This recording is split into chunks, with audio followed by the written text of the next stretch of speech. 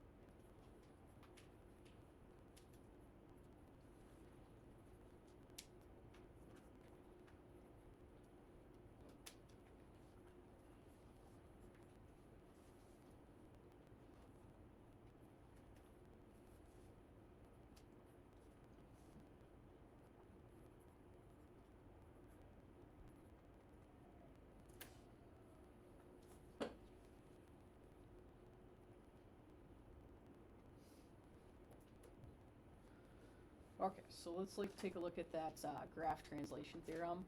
So it says, given a pre-image graph described by sentence. Sentence is just like an equation or like a function or something like that. In X and Y, the following two processes yield the same image. So like one of them is using like the rule thing that we were just doing, and then the other one is like setting it up as an equation. So like the first one there, by replacing X with X minus H and Y with Y minus K in the sentence, which again would just be like making an equation for it, basically yields the same exact picture as what we just talked about with that rule thing. Okay, so some important things to note here. When you go to make an equation for this, you always put in the opposite value, okay? So I would underline that or star that or something like that, because that's something that people mess up on quite often. You always put in the opposite, okay? So like if it was like a positive value, you'd put in a negative or something like that. And they kind of show that a little bit here, like if this was our pre-image, like y is equal to our f of x, when you do your k movement in our translation thing, it was the positives, but then you put it in as negatives when you plug it in there. I'll give you another example too that'll hopefully make a little bit more sense. Say our translation was like, we'll just set it up as our xy, I'll use the arrow this time. Say it was like x plus 3 and y minus 4. When we go to put that into our equation here, you switch the signs of it. So like with our y, it's minus 4 here, but you put it as plus 4 when you put it in. Okay, so like see there how that kind of switched? So that switches over. It's equal to, and then I'm just going to do just a general function here. So f of x, and then again our 3 here, since it's plus, that switches to minus. Does that kind of make sense? So just when you put it into an equation, it's always just switching those signs, okay? Which, like I said, can kind of be a little bit confusing. That's why I gave you that extra little example there. Okay. Oops. Hello. I do. Sure. Yep. Wagner, you got a dismissal. Okay. Example sheets now. Alright. So example 2. Okay, so we are supposed to compare the graphs of, there's a typo here. There's not supposed to be a plus 1 there with that. It's just supposed to be x to the third, so you can just cross that out. So we're comparing that graph of y is equal to x to the third and y is equal to parentheses x plus 4.2 to the third and then minus 5. And then we're supposed to do some stuff from there. Okay, so what I would do to be able to compare these, so usually our equation is set up like this, where like our y and its movement are on that side. So what I would do is I would take this and kind of change it around here so that our y movement goes back to the y side, okay? So like here for part A, what I'm going to start by doing, so my original equation there is y is equal to parentheses x plus 4.2, that group to the power of 3, minus 5. To get it to look more like our ones that we had on the other page there, this negative 5 or minus 5 needs to get over to the other side with the y. So I just add 5 to each side there. So then I'd have y is equal to, y plus 5 is equal to x plus 4.2 to the power of 3. Now it looks much more like the ones that we had on the previous page. So now if we're trying to figure out like what our translation movement is here, so I'm just going to set it up, translation of our original point xy. What do you think our x movement is here? Remembering that when we go from equation to our rule here, that it's opposite. So what do you think we would put in there with the x? So we got to go from there to there. Well, if it's plus here, what's the opposite of plus? Minus. So for our rule, it would be x minus 4.2. Kind of follow me there? And then doing the same with the y. Again, I put it on that side so it looks more like what we kind of had here. Because if it's on the other side, the sign is obviously going to change. So you want it on the same side as the y. So now if that's plus 5, what's it going to look like up here? Minus 5. Yeah, so it's always going to switch those signs. Okay, so then they want us to kind of compare that, like what actually happened with that graph. So our second graph, if this is a negative 4.2, what's that movement? Is that like, well, so if it's x, is that right and left or up and down? Right and left. And if it's a negative movement, is that right or left? To the left if it's a negative movement. So what I would say here is you could say like the second graph is translated 4.2 units left, and again it's left because of that negative. And then our y would then be our up and down movement, and if it's -5, is that up or down? Down, so it would be also slid down 5. So it's translated 4.2 units left and 5 units down. So that would be kind of comparing and contrasting those. You could also probably graph them on the calculator too and kind of look at them to compare them. Okay, and then part B, find the coordinates of a point on the graph and its corresponding image on the second graph. So what I would do is I would just make up a point that works for this first graph and then do our translation to it using our kind of rule there, and then come up with your new point. So I'm just going to kind of keep it simple when I pick out my point. So say I just use like a 1 for the x. What am I going to get in my original equation if I use a 1 for the x? For the y? A 1, right? Because if I plugged in there like y is equal to, if I put a 1 in for the x, isn't 1 to the third still 1? Yeah, and you can pick whatever point you want to for that. I just picked that one because it's a basic one, but you can use whatever point you want. So that would be kind of like our pre-image, and then now they want us to know what the corresponding image to that would be. So if I take my original point there and I do that translation to it, my original point would be the 1 for the x spot, 1 for the y spot. My movement there is the -4.2 for the x, and the -5 for the y. So if I did 1 minus 4.2, -3.2, and then 1 minus 5, -4. So that would be my new ordered pair after I did a movement. And again, I just made that one up, but that one would be like our pre-image, and then this one would be the image. Okay, and then part C of that. What's the image of 0, 0 under a translation that maps the first one onto the second one? So now they're just telling us our original point, or our pre-image point 0, 0. Can't we just plug that into that same movement just like we did with the other one? Yeah, we should be able to. So basically these are just going in the x and y spots. So 0 minus our 4.2, 0 for the y, minus the 5. So then that would just give us negative versions of those, right? So like -4.2, -5. What slide to? But yeah, the hardest thing is just figuring out what, oops, I got a red dot on there. Figuring out what your actual movement is first, and then the plugging in is not too bad. Okay, and then we should just have one example here left. So example 3. Okay, sorry that red dot's there. I clicked on the screen.